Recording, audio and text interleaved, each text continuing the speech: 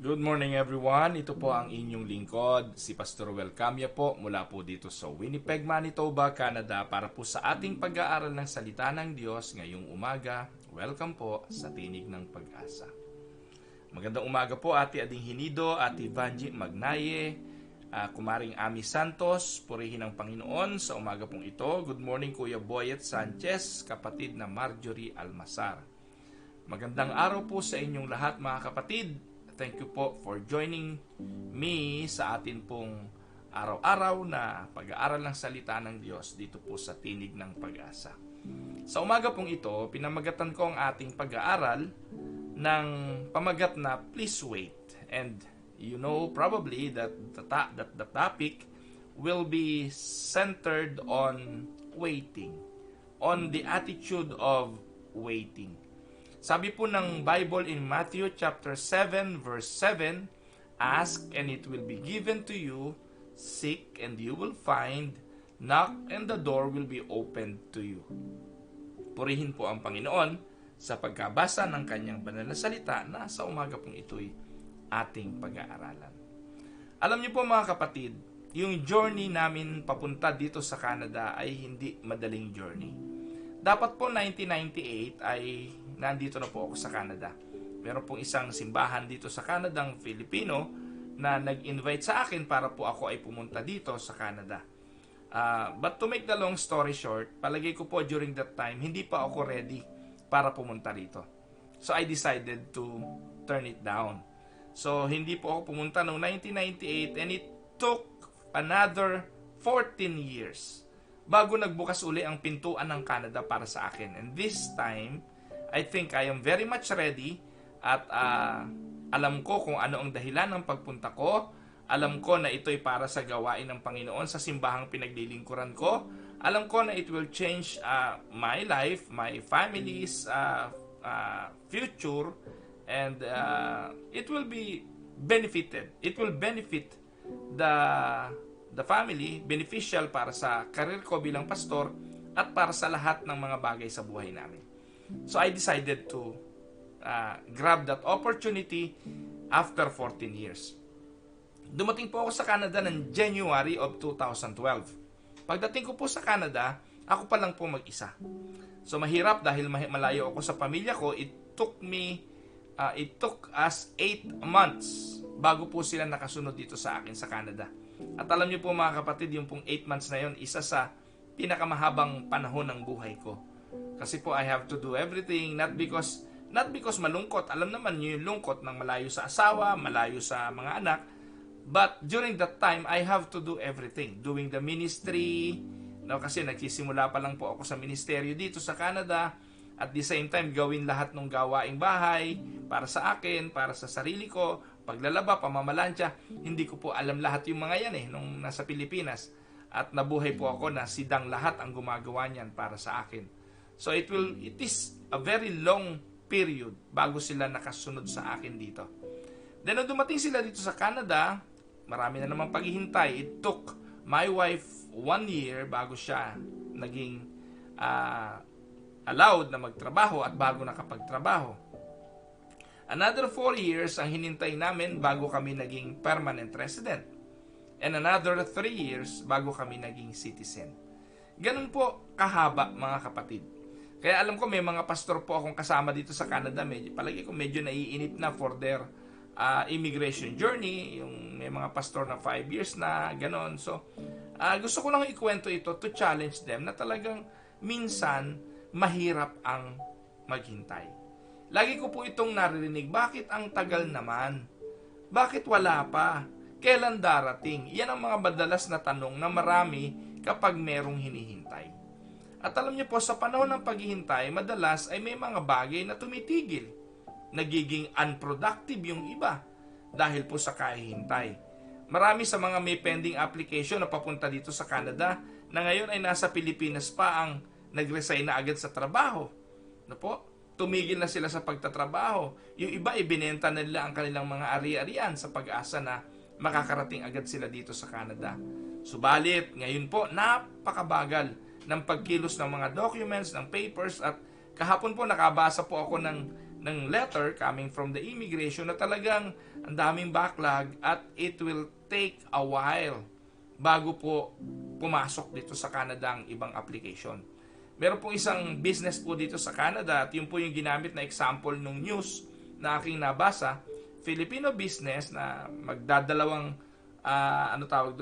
magdadalawang branch na po siya. Kailangan niya ng cook sa Pilipinas, pero yung cook na yon hanggang ngayon ay hindi dumarating. So yung application napakabagal. Mga kapatid, when God has you in a waiting period, ito po ang pinakamagandang gawin. Don't put your life on hold. Hindi ko po alam kung anong iniintay nyo ngayon. Kung meron kayong hinihintay, kung merong bagay na gusto nyong maabot, alam ko po ang hirap ng maghintay. Ewan ko po kung paborito nyo ang bagay na ito, pero para sa akin, ang pinakamahirap na gawin ay ang maghintay. Kaya po ako, ayoko po nang nagpapalate. Ramdam ko po, nauunawaan ko yung hirap ng waiting. Kaya kung may magagawa din lang ako na kapag may kausap ay dumating na mas maaga, gagawin ko po yun. Kasi po, ayoko din nang may nalilate at meron pong hinihintay. So, ewan ko po kayo, pero ako po as a pastor and as a person, I've spent much of my walk with God waiting. Marami po akong hinintay. Una, waiting for Him to give me direction. Waiting on Him to open the doors of Canada for me and my family. Waiting on Him to make things clearer. Kung anong gagawin ko sa ministeryo, sa buhay namin. Do I need to work outside of my ministry? So, God cleared all those things. No po? Marami po akong alam na pastor at the same time nagtatrabaho sa secular job. Pero alam niyo po mga kapatid, nilino sa akin ng Panginoon yun. Why do you have to work on a secular job wherein I can provide all your needs? So God cleared those things. So I need to waiting on Him to supply the needed resources para sa ministry at para sa aking pamilya. Alam niyo po mga kapatid, ang prinsipyo ko, maghintay lang sa Diyos. At napakahalaga na maunawaan ito. Nung nagsimula na po ang ministry ng Winnipeg Unida dito sa Canada, lahat po ng bagay na ginagawa namin ay ayon sa paghihintay. Gusto po namin magkaroon ng church building. Naghintay kami. May mga open doors, sinubukan namin, pero we failed. Hindi po iyon ang para sa amin. Pero alam niyo po, walang kahirap-hirap. Mayroon lang po akong isang araw na sinesearch. Alam niyo po, ang trabaho ko po, dahil sa kagustuhan ko nga po magka-building, every now and then, nagbabrowse po ako ng mga realty, yung mga realtor website dito po sa Canada. Tinitingnan ko po kung may mga open na property for sale na pwede naming bilihin para sa church building at kung kaya na namin. One time, naghanap po ako ng church building for sale at ipinakita po sa akin yung building na yun, yung 465 Atlantic. Sabi ko, ayos naman yata ito, mukhang okay naman. So what I did, I asked the council, would you like this building? So wala naman po tumutol, lahat po ay nag-agree. So ano po susunod na hakbang?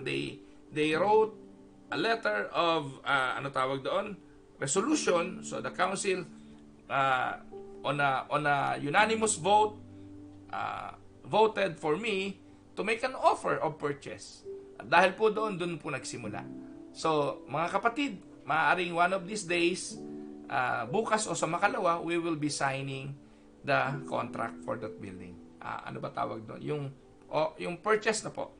Magpipirmahan na po ng pagbili. At ayon sa aming abogado, almost everything is done already. At ang bangko, lahat, okay na po. So, nagpapasalamat po kami sa Panginoon kasi ang kauna-unahang building na pag-aari ng Winnipeg Unida Christian Church at ng unang simbahan sa labas ng Pilipinas ay dito po sa Winnipeg. Purihin po ang Diyos at ito po'y bunga ng paghihintay. Mga kapatid, throughout the stories of the Bible, by the way, kung hindi nyo po ako napapanood, puntahan nyo po yung akin pong account o kaya sa Tinig ng Pag-asa. Ipinost ko rin po doon sa YouTube yun pong building para masili po ninyo. At alam nyo po, iyon ay bunga ng aming pasasalamat din sa inyo na aming mga taga-suporta, taga-panalangin, sa inyo na naniniwala sa ministeryo namin dito sa Canada. Thank you po. At kung kayo po'y maliligaw dito sa Winnipeg, Na po, at kung kayo'y mga Unida sa Pilipinas, pag pumunta po kayo ng Canada, kung hindi man po Winnipeg Unida ang inyo pong gustong maging tahanang espiritual, pasyalan nyo naman kami. Ang Winnipeg Unida ay welcome po sa inyong lahat.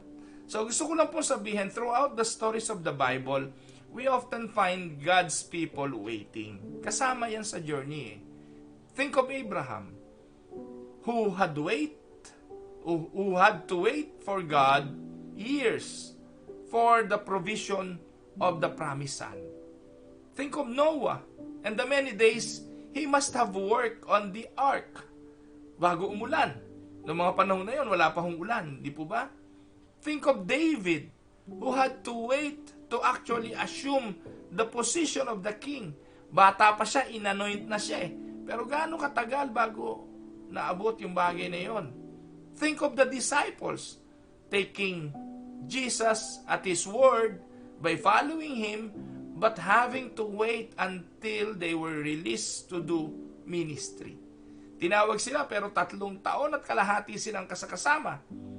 That is a long period of waiting.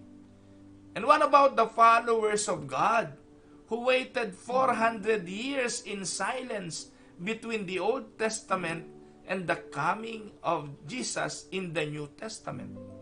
Tandaan po ninyo, waiting is a part of the Christian experience. So the waiting times are difficult to endure. Especially if you are like me. Talagang I hate waiting. Yung paghihintay lang po ng pila sa grocery, nako, kaya sabi ko kay misis ko, pag meron kang gustong bilihin at hindi ka pa decided kung ano yung bibilihin mo, huwag mo akong isasama. Sama mo yung anak mo, kung sino yung anak mong mahilig mag-shopping. Pero pag ako po, nako po, talaga, o kaya, ganito po usapan namin. Uupo na lang ako rito, balikan mo ako rito kapag tapos ka na. Kasi po, ayoko po ng ikot, naghihintay ng napakatagal. So, pero mga kapatid, alam niyo po, pakitaan niyo ako ng isang tao. Show me someone who has grown in their maturity and in Christ. And I can almost guarantee you, they have had seasons where they were waiting. Now, wala pong taong tumibay sa kanyang pananampalataya at sa maturity niya bilang Kristiyano nang hindi dumaan sa period of waiting. I've learned, however, there are things I can do during the time of waiting. At itong mga bagay na ito ay makakatulong para ang paghihintay ay maging magaang. Hindi po ba? So, subukan nating pag-aralan itong mga bagay na ito. Anong mga bagay na dapat gawin during the period of waiting? The Bible says there are things we should do or to keep on doing even in the waiting period. So, isa-isahin po natin. Ito na po yung ating pag-aaral. Ano ang dapat gawin during the time of waiting? Number 1, in the periods of waiting, prepare your heart. The ultimate goal of God in my life, in your life, is to transform you into the image of His Son. God wants our heart and character more than even some of the great activities we could do for Him. 1998, binanggit ko po kanina, dapat nandito na ako sa Canada. Sa palagay nyo, kung tumuloy ako ng mga panahon na yon, ano kaya nangyari? Ako mismo, sa sarili ko, inaamin ko, I would be a failure. During that time, palagay ko, I will fail. Because during that period, hindi handa ang puso ko, hindi handa emotion ko, hindi handa ang aking isipan para sa pagsalubong sa mga challenges ng buhay Canada. So, during that period na tinurn down ko to 14 years, that was the period of preparation. God prepared me for the experience na dadanasin ko po dito sa Canada. Kaya nung dumating po ako rito, iba na pananaw ko, iba mindset ko, may leadership stand po ako, at natutuwa po ako at nagpapasalamat sa Panginoon na I was able to drive the church to what we are today. At ako naman po, nakikita ko nga po, may isang kapatid na tumawag sa akin kahapon. Isa po siyang truck driver at ang sabi niya, Pastor, tuwang-tuwa ako habang pinapanood ko yung church building sa vlog mo at tuwang-tuwa ako sa nakikita ko sa mga kapatiran natin. Wala po akong nababalitaang chismisan, kwentuhan, pagkakampi-kampi, at hindi pagkakaunawaan. And I would like to say this to you, my dear brothers and sisters. Sabi ko nga po, nasa panahon po ako ng napakasarap na paglilingkod sapagkat nakikita ko po yung bunga ng pagpapagal at paghahanda sa buhay ng mga kapatirang unida. Alam niyo po, share ko lang ng konti. Alam niyo po how much we collected yesterday sa amin pong month of September. Buwan-buwan lang po ang aming ginagawang offering. Isang beses, isang buwan. At for the month of September, ang nakolekta po namin ay more than $18,000. Can you imagine, no? More than $18,000. Yun po yung nakolekta namin for the month of September. Last month, yung po 5 buwan na inipon namin, alam niyo po kung magkano nakolekta namin? Mahigit pong $60,000. Sipin po ninyo yung dalawang koleksyon na yon, almost $80,000. Nakuha niyo po. Kailangan lang maghintay. Kapag ang puso ng tao naturuan, kapag ang mga tao'y handa, alam niyo po, napakagaang sa kanila ang dumamay, tumulong at magkaloob. Kasi ang ultimate goal naman ng Diyos sa buhay natin ay transformation. At kapag na-transform na tayo, naihanda ng Diyos ang puso natin, lahat ng bagay iaayos niya. Can you imagine, nakabili ho kami ng church building during pandemic. At ang kaloob na tinanggap namin during pandemic ay higit na malaki kesa nung panahon na walang pandemic. Napakaraming pagpapala ng Diyos. At alam niyo po mga kapatid, during the waiting period, I find I need to increase my prayer time, my study time, my preparing, the preparation of my heart to receive God's instruction. Ganito po yun mga kapatid. Kaya sa panahon ng waiting, prepare your heart because that waiting period is God's preparation for you. Maaaring naghihintay ka sa darating na boyfriend, hintay lang. Sa darating na job opportunity, hintay lang. Merong purchase na kailangan bilihin, hintay lang. At anumang bagay na hinihintay mo ngayon, ihanda mo muna ang puso mo. Kasi baka kaya hindi binibigay, hindi pa handa ang puso. Amen? Pangalawa, learn all you can. Now, we learn more from the struggles of life than we do from the easiest times. Ano po? So, the same can be true through the times of waiting for God to move. Because God reveals His character to us as we wait. Kaya, during the period of waiting, huwag po kayong titigil. Yung iba po tumitigil na mundo kapag naghihintay, wag. Ang gawin po natin, mag-aral tayo. So, punuin natin ang ating puso ng mga learnings, ihanda natin ang ating mga puso sa mga susunod na challenges. Ang misis ko po bumalik na sa trabaho kahapon. At ang trabaho niya po every other day. 4 hours lang po every other day. Yun po yung initial. So, bago po siya bumalik sa trabaho, alam niyo po ginawa niya? Nire-orient niya ang kanyang sarili. During the period of waiting na hindi siya nagtatrabaho, hindi po ito tumigil ng kaaral, ng kababasa. Alam niyo po, pati yung mga Microsoft Office, application, inaral niyang uli. Kasi alam niya, maaaring magbago ang kanyang setting sa trabaho. She might do office work or what. Kaya, inihanda niya rin ang kanyang sarili sa mga bagay na yon. So, during the time of waiting, learn all you can. Hindi ho masama yun. Kaya habang naghihintay, alam nyo, may madidiscovery pa kayong importanteng mga bagay na hindi nyo nalalaman sa sarili ninyo kung inyo lang didiscoveryhin during the period of waiting. Kaya kung nasa Pilipinas pa kayo at naghihintay para mga ibang bayan, gawin nyo ang lahat ng bagay para may matutunan pa kayo. Kasi ang mga bagay na yan, pagdating nyo sa destination, maniwala kayo, mapapakinabangan nyo. Alam nyo kung anong pinagsisisihan ko po, mga kapatid, nung dumating ako dito sa Canada? Sana pala sa Pilipinas, nagpakadalubhasa akong maggupit. Po, mag-barbers. Kasi po dito, kahit nasa bahay lang kayo, kumikita kayo kung marunong kayo maggupit. No? Kasi po, $10 ng gupit eh.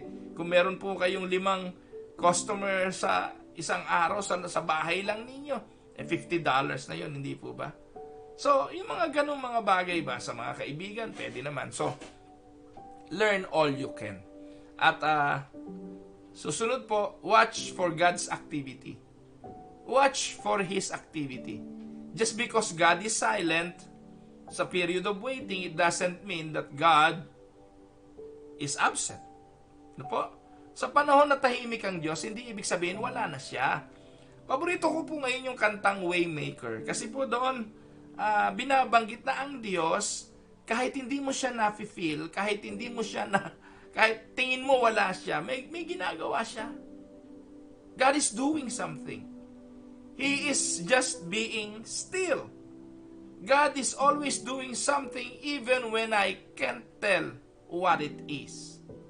I've learned to be watchful for the hidden activity of God. It is very important. Mahalaga na magbantay ka sa mga bagay na ginagawa ng Diyos.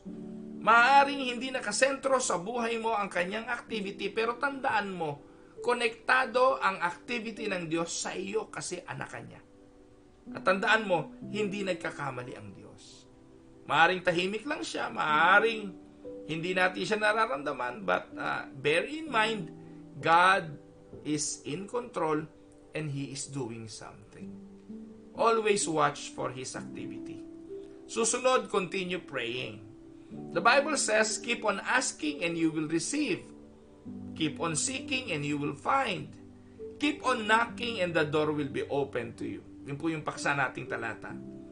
Lagi ko po sinasabi, mga kapatid, huwag niyo ikagulat, walang kapangyarihan ang prayer. Walang kapangyarihan ang prayer. Wala ding kapangyarihan ang nagpe-pray. Ang may kapangyarihan ay ang dinadalanginan. Amen? At I would like to tell you this. There is no sure formula for prayer. Wala. Hindi importante ang formula. Minsan po, lagi sinasabi, follow the acts, yung ACTS. Adoration, confession, thanksgiving, supplication. Wala po yan. Hindi po kailangan maging una muna adoration, confession, thanksgiving, supplication. Kahit po balik-baliktad yan. Minsan po, formula is nothing. Tinuturo lang po yan sa mga bagong hindi marunong magdasal. Pero alam niyo po mga kapatid, minsan nga po itong reality. Why do you need to teach people to pray? You don't teach prayer. Because prayer basically is just like a child. Alam niyo po ba yung bata, hindi mo naman tinuturuan magsalita yan eh. Matututunan at matututunan ng bata ang magsalita kung walang problema ang kanyang speech. Ang problema, maraming mga Kristiyano, may problema yata sa speech. Kasi ngayon, ang tatanda na, di pa marunong magdasal. Pero kung ikaw ay normal, na wala kang problema sa iyong physical na katatayuan, basically, hindi mo kailangan turuang manalangin kasi mananalangin at mananalangin ka. Minsan lang po, ang gusto natin kasi yung klase ng prayer ay yung prayer ni pastor, yung gagaya ni pastor magdasal. No. Yun lang pong matalisod ka at napainakupo ka eh. That is prayer. That is talking. No. Ang tanong lang, kanino ka nagpe-pray? It is very important na ma-develop yung attitude of praying. Tandaan po ninyo, walang sure formula for effective prayer. Pero ang alam ko po sa Biblia, may mga requirements ang prayer. Yun po yun. May mga requirements, may mga kahingian. At sinabi ito ng Diyos sa Matthew chapter 6. Kung mananalangin ka, ganito gawin mo. Pasok ka sa silid, manalangin ka sa lihim, huwag pakitang tao, gawin mo ito sa iyong Ama sa langit. Those are the requirements. But formula, no. Kasi po, ang Diyos ang makapangyarihan. To be honest, hindi mo pa nga sinasabi sa Diyos, alam na niya eh. Hindi po ba? So bakit tayo nananalangin? We continue to pray because we would like to have fellowship with Him. And that fellowship is not basically to give us what He need or what we need, but to be intimate with Him. That is just the purpose of prayer. Alam niyo po mga kapatid, habang naghihintay, pinakamasarap na meron kang kasama habang naghihintay. Tama po ba? Yung naghihintay ka na wala kang makausap, mahirap yun. Kaya nga po ang hamon ngayon, habang naghihintay sa buhay, sa mga activities, makipag-usap ka sa Diyos. Continue praying. And take note, hindi ka magpe-pray para alisin ka sa sitwasyong yon. Maaaring patagalin pa ng Diyos yung period of waiting pag napasarap ka ng kwentuhan sa Kanya. Maaaring magtagal pa ang paghihintay dahil sa mga panahon na yon gusto pang i-develop ka ng Panginoon. At maaaring gusto pa ng Diyos na lumalim pa ang pakikipag-ugnayan mo sa Kanya. Nakuha niyo po? Kaya continue praying. And as you pray, take note of this, minsan, inire-reveal ng Diyos sa puso mo kung ano ang mga plano niya sa iyo during the time of waiting. Amen? Susunod, serve while you wait. This is very important also. May mga tao na habang naghihintay, tumitigil. Sa Romans chapter 12 verse 11, never be lazy, but work hard and serve the Lord enthusiastically. Ito po ang sabi ni Pablo. Ang ganda, hindi po ba? Huwag maging tamad. Magsipagtrabaho at maglingkod sa Diyos ng may enthusiasm. Ano ba sa Tagalog yun? English po kasi nagamit ko eh. Serve the Lord enthusiastically. Nang may kagalakan. Madalas kong marinig na katuwiran ng marami na saka na lang. Saka na lang, Lord. Pag ganito na ako, saka na lang, Lord. Pag gano'n na. Maglilingkod ako kapag ibinigay na ng Diyos ang aking hinihintay. Maglilingkod ako kapag answered prayer na yung hinihintay ko. Marami pong ganun eh. Mabenta lang yung lupa namin, magbibigay ako sa simbahan. Tumama lang ako sa loto. Mga ganun, no? Mga kapatid. No? You need to work while you wait. Yung iba naman naghihintay ng significant ministry upang maglingkod. Don't worry about having a significant ministry. My challenge is just make your ministry significant. Kahit nasang ministeryo ka, maglingkod ka ron na may kagalakan. At habang naghihintay, maglingkod. At panghuli, ito po yung panghuli na po ito, trust God while you wait. Ang pinakamahirap gawin habang naghihintay ay ang patuloy na magtiwala. Sabi ng Biblia, 2 Timothy chapter 3 verse 14, you must keep on believing the things you have been taught. You know they are true. The point is, stay active. Don't be passive. Tandaan po ninyo na even God cannot steer a parked car. Hindi, kasabihan lang naman po ito. Wala namang hindi kaya ang Diyos. Pero ang importante po, kumilos tayo. Don't tell God you are waiting on Him. Turn on the ignition and just start driving. Ang tanong, where? Anywhere. Anywhere. Get involved in a ministry. Get involved in His service. Get involved in the small group ministry. Do the things you know you could be doing to develop your skills, your habits, and become more like the Lord Jesus.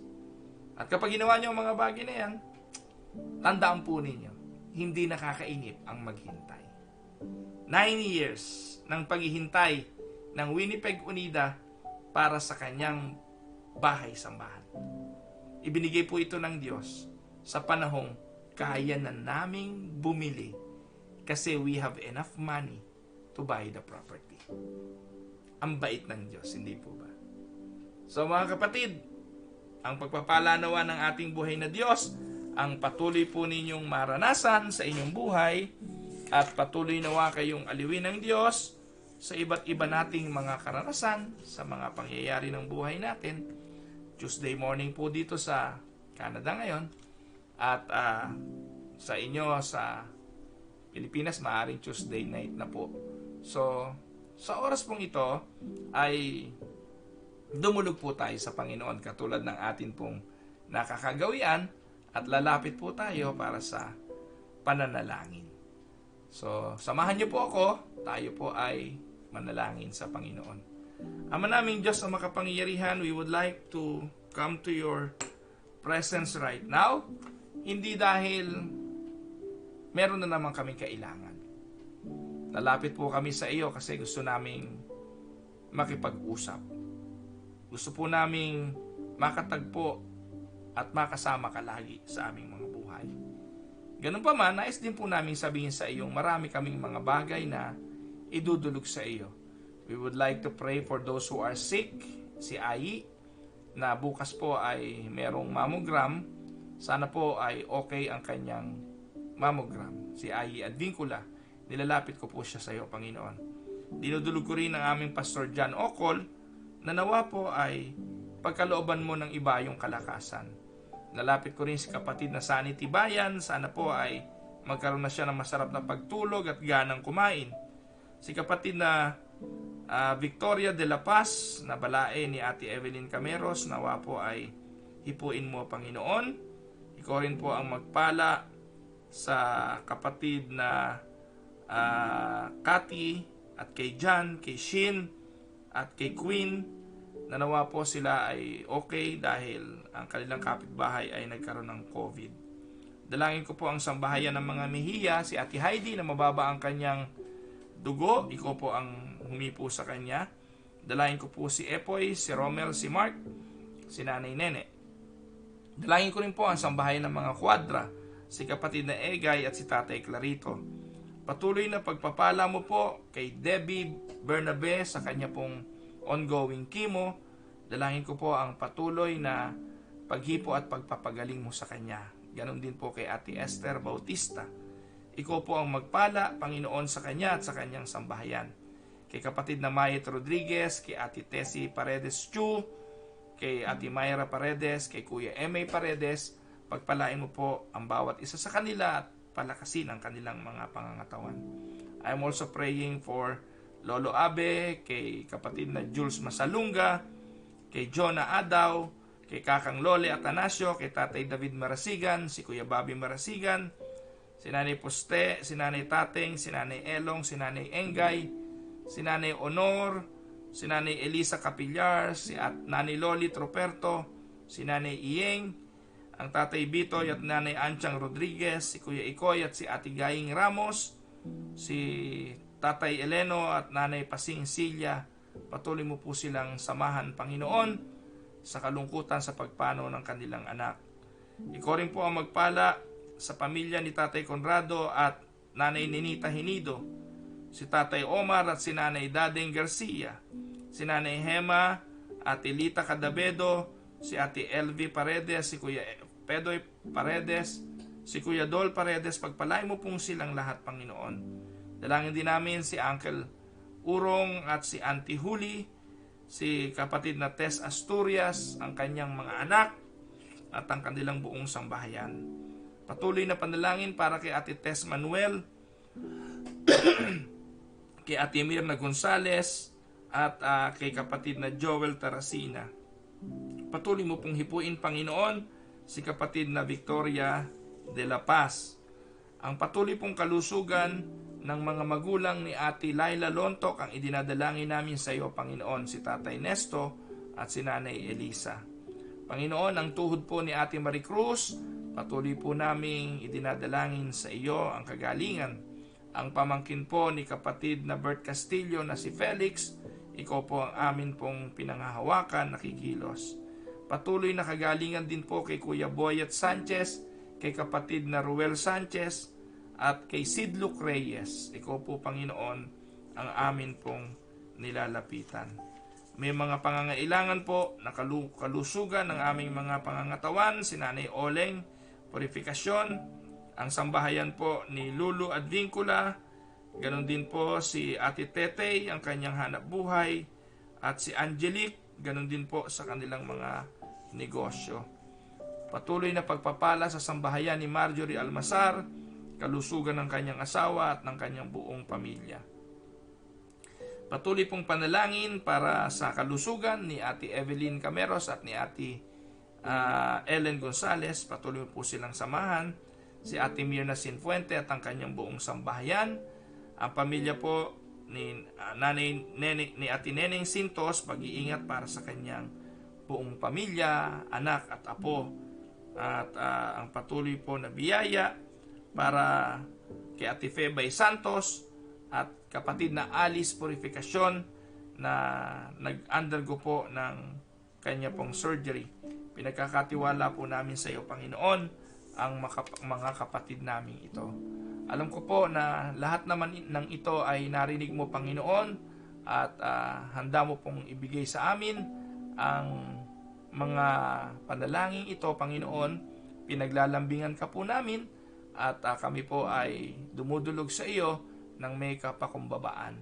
Sana po, Panginoon, ay huwag mong pabayaan ang bawat sa amin.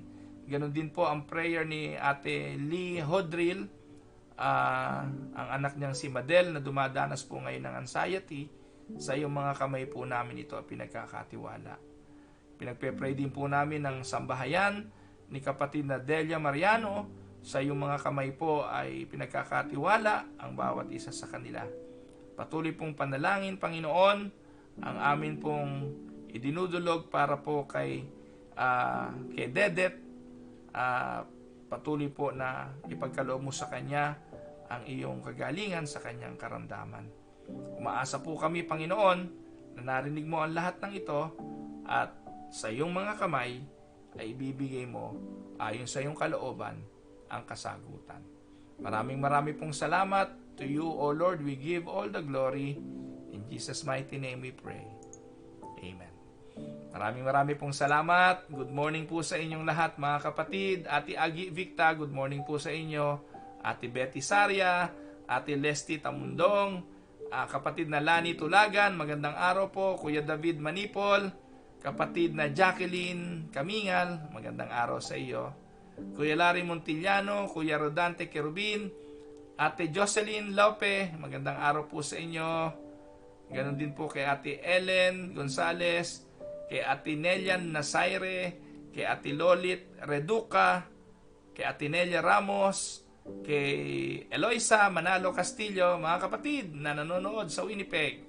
Kung gusto nyo po na maging distributor or gusto nyo tikman ang Sagana Foods, ayan, nandyan po yung may-ari niyan, si Ate Eloisa Castillo. At masarap po yung kanyang pulang hotdog. No? Subukan nyo po yan. Meron din po siyang tosino. Nakbo, napakasarap ng tosino niyan. No? At available po yan dito sa Winnipeg. Sa Lucky, sa mga store dito. So, available po yan. Kuya Noel Lapus, magandang araw po sa inyo. Sabi po niya, prayer is my way to walk to God. Minsan, nag-hello lang ako sa kanya. Minsan, naglalambing humihingi ng tama po, di ba? That is how we should pray. Talking to God like we are talking to a close friend. Ganun po ang pakikipag-usap sa Diyos. There is no formula for an effective prayer. You just need to talk to Him. Amen. So yan, Ate Hilda Mendoza, maraming salamat, Bishop. Napakaganda po ng mensahe. Patuloy po kami magpupuri, papasalamat kay Lord. Alam ko po kasama ko si Lord sa lahat ng oras. We'll continue praying and serving God. Amen, Nanay Hilda Mendoza. Yan, pagpalain po kayo. Sila po ay taga Fox Creek. Ayan, baka po gusto baka merong gustong mag-distributor ng hotdog diyan sa Alberta. No, hotdog na pula, no. Hindi ko nakakausap si Pastor diyan. Mahilig tong magnegosyo para madala yung Sagana hotdog sa Alberta. Kapatid na Lee Hodril, magandang araw po sa inyo. Ate Nelia Ramos, Nanay Carolina Bukiran, magandang araw po sa inyo. Salamat po sa patuloy na panonood ninyo. Pagpalain kayo ng Panginoon. Alam niyo po, sino ba yung nag-comment?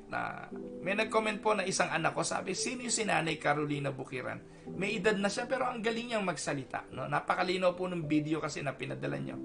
Nanay Carolina at si Nanay Flor de Lisa Maines. No? Ang ganda po. No? Salamat po. Kuya Boet Sanchez, magandang umaga sa iyo. Kapatid na Marjorie Almasar, magandang araw. Sana yung mga empleyado ni Marjorie dyan sa kanyang negosyo sa Amerika, sa kanyang store. Good morning po sa inyong lahat, kayo na nakikinig dyan. Ate Ellen Gonzales, Ate Marie Cruz, Ate Tete Silya, magandang araw. Kapatid na Delia Mariano, magandang araw po. Kuya Eric Maines, Ate Evangeline Aliliran, kapatid na Miriam Galvan, magandang araw sa iyo. Ayan, Kuya Sani Tibayan, patuloy ka sa aming panalangin. Ganon din po kay kapatid na Alice Lumbres, Nanay Belen Olaes, kapatid na Evelyn Cameros, Agnes Causaren, magandang araw. Kapatid na April Pedraya. Yan. Marivi Frias, magandang araw sa iyo. Kapatid na Bernadette Causaren, Ate Tess Asturias, magandang araw po sa inyo. Kay Predikador Jun Colina at kay Sara Colina, magandang araw. At salamat sa kaarawan ng kanilang anak. At ganoon din kay Sara, happy birthday sa inyo, mag-ina. Ay, kay Ate Esther Bautista, yan, salamat po. At nakasama natin si Ate Esther Bautista. Mga kapatid, kindly uphold Ate Esther sa inyong mga prayer. Ganoon din po si Debbie Bernabe. Yung Debbie Papos po, yung nakikita niyo po dyan na Debbie Papos, sama po natin siya sa prayer. So Ate Paz Perez, magandang araw po. Ate Myra Paredes Libertino at ang mga kapatiran sa Aristocrat. Again, so hindi po ako magsasawang i-promote yung mga Filipino business natin na yan. Kasi po malaking tulong po yan sa community. Aristocrat Restaurant. Kung kailangan nyo po ng Kangen water, malapit na po ako yatang bumili niyang Kangen na yan. Kung medyo mabibigyan lang po ako ng 50% discount niya, bibili na po ako. Kasi my wife is drinking Kangen water. Yung pong alkaline water. At maganda po yan sa katawan. So kung kailangan nyo po yon, si Kuya Noel Lapos po ang inyong kokontakin dyan. Nandiyan po yung kanyang Facebook. Kung kailangan nyo ng Kangen alkaline water. Kuya Rolando Oxon, magandang araw po. Ate LV Paredes. Ayan, Marivic Mikiabas, magandang araw sa iyo kapatid. Maril Cornejo, magandang araw. Ayan. Pagpalain ka ng Panginoon, nasa Malaysia po itong si Maril Cornejo. Kapatid na Ruben Manabay, magandang araw po. Si Ate Delia at si Kuya Ban Magkawas, good morning po sa inyo. Pagpalain kayo ng Panginoon. Si kapatid na Tita Castillo, magandang araw po sa inyo. Si Ate Telly Hernandez at si Kuya Chirit. Sama nyo rin po sa prayer ang kagalingan ng paa ni Ate Telly, yung kanyang kanang paa. Sana po maging okay na po ito. So pagpalain po kayo ng Panginoon. Sino pa ba ang hindi ko nababanggit? Si kapatid na Charito Quirol, magandang araw po sa inyo. Ay, sayang. Ang atin po palang Sagana hotdogs ay pang Manitoba pa lang. So, yan. So, ano pa ba Manitoba? Saskatchewan na ang Yorkton, no? Sayang, no? Anyway, yung mga taga Manitoba po, no? Yan. Marami naman tayo dito sa Manitoba. Maraming Filipino. Tangkilikin po natin na ang Sagana hotdogs. Sagana Foods. Kapatid na Hermie Gonzales, yan, magandang araw po. Pakisama daw po si Ate Ningning. Meron po siyang trangkaso ngayon. Sama natin sa prayer. Kapatid na Mina Pakinggan, magandang araw sa iyo. Pagpalain ka ng Panginoon. Ayan, si Argelica Esguera, magandang araw. At ang mga bata, ang kanyang mga anak na nanonood sa atin ngayon. Ayan. So, good morning po sa inyo. Sabi ni Kuya Noel Lapos, pwede raw ng 50% yung Kangen. Anyways, malapit mo na ako makumbinse, Kuya Noel. So, good morning po, Ate Weng Domingo. Magandang araw po. Ate Rowena Sarte Domingo. Pagpalain kayong lahat ng Panginoon, mga minamahal na mga kapatid. Ang Diyos ang patuloy na sumagana sa inyong buhay. At patuloy po na pagpalain kayo ng Panginoon. Wala pong pasok, Sister Dan. Kaya yun. Ayun pala. Tulog pa at pinagpapahinga po natin dahil part pa ng kanyang recovery yan. So, purihin ang Panginoon. Maraming salamat. See you again tomorrow dito po sa Tinig ng Pag-asa. God bless everyone.